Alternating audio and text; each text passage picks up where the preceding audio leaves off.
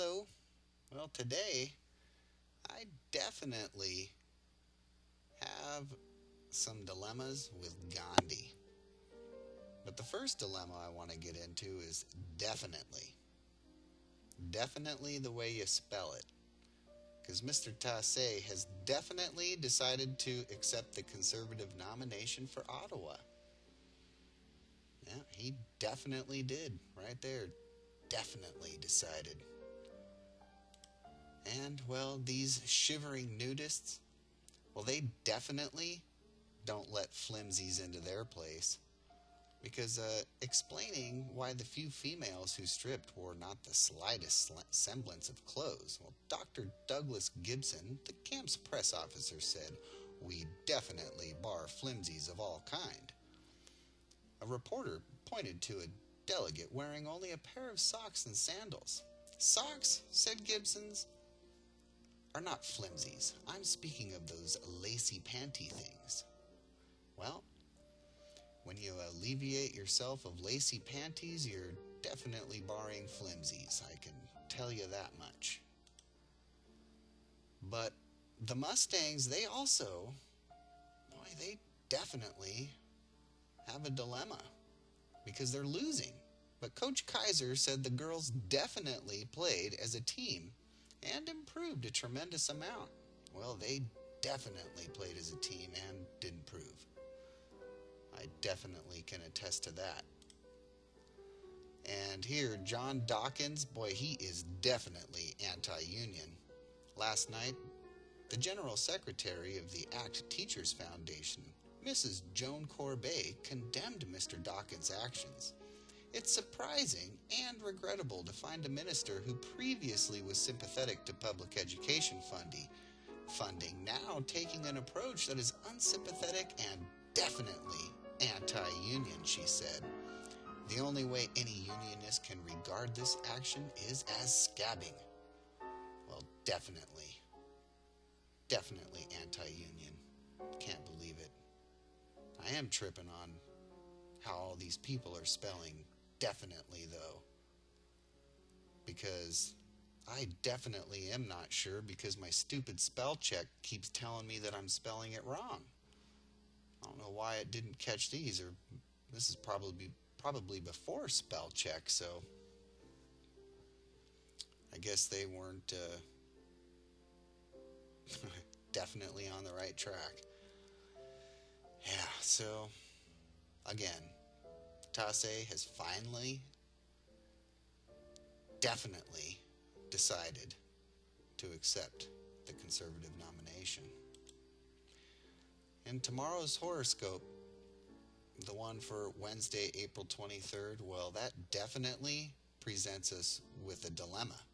Because Capricorn down here, boy, December 22nd through January 19th, a friend with influence in high places asks you a favor. Key is to remember past, to come through, to understand ups and downs of human dilemma, of which all of us are associated. Yeah, well, apparently we are all associated with human dilemma, and one of my big dilemmas right now is with spelling. Dilemma. Dilemma. That's how I remember spelling it right there. It was one of those words like February. February. I would say it like that so I could remember how to spell it. Kind of like, I have a dilemma.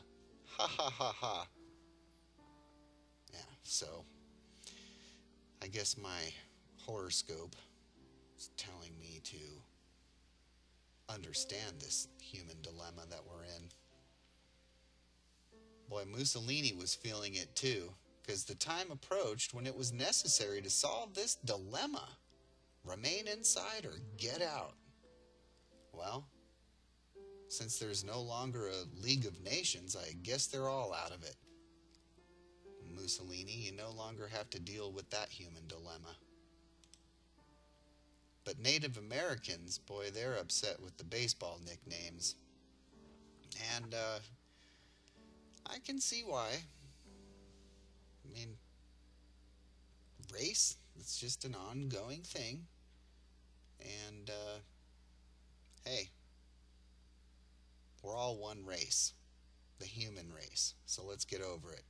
An Indian and Braves World Series could lead to an interesting dilemma for the Oregonian and Minneapolis Star Tribune, two newspapers that have banned the use of Indian nicknames in their sports columns. Well, apparently they haven't, because Indian nicknames?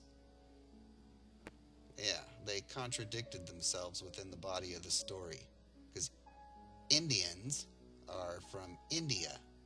But here we're talking about Native Americans in baseball. Moving on to another dilemma. We have these race problems in school too. Over here in Daytona Beach, where is this dilemma? I'm having a dilemma finding it. Right here. Collins told the annual Chamber of Commerce and Civic Club luncheon meeting that he thinks there still is a middle ground on which most people can work together to resolve the race dilemma facing our state and nation. Same thing that couple of newspapers are working on there. Yep.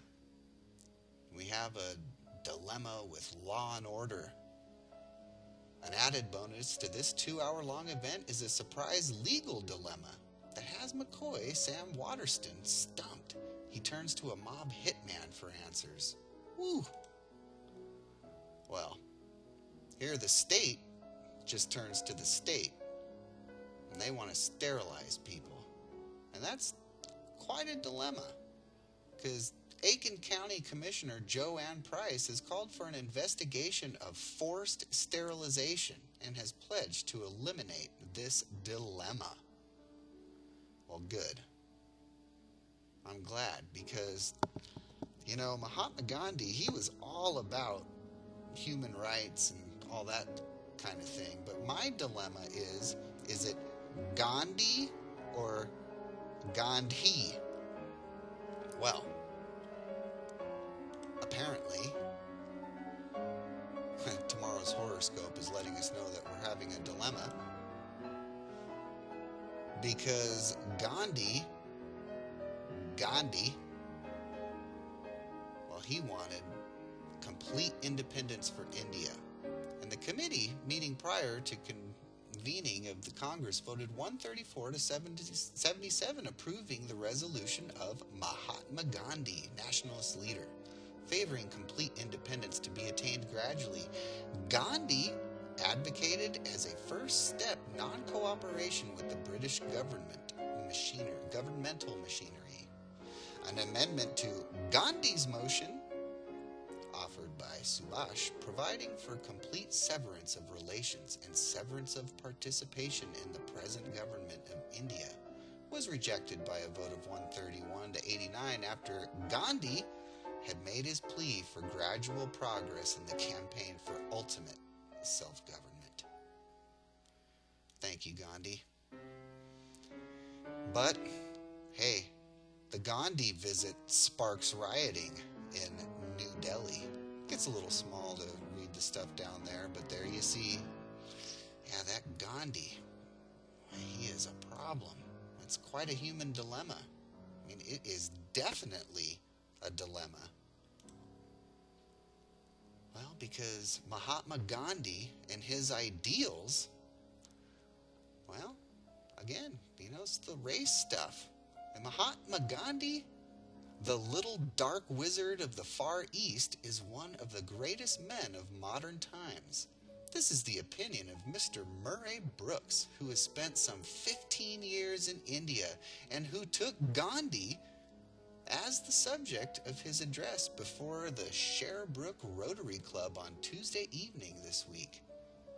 So see, here's a guy, he spent 15 years in India.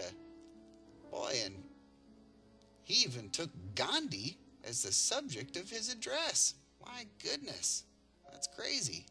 It's quite a dilemma. And Mrs. Gandhi, she was elected India's prime minister after Gandhi died. Mrs. Gandhi.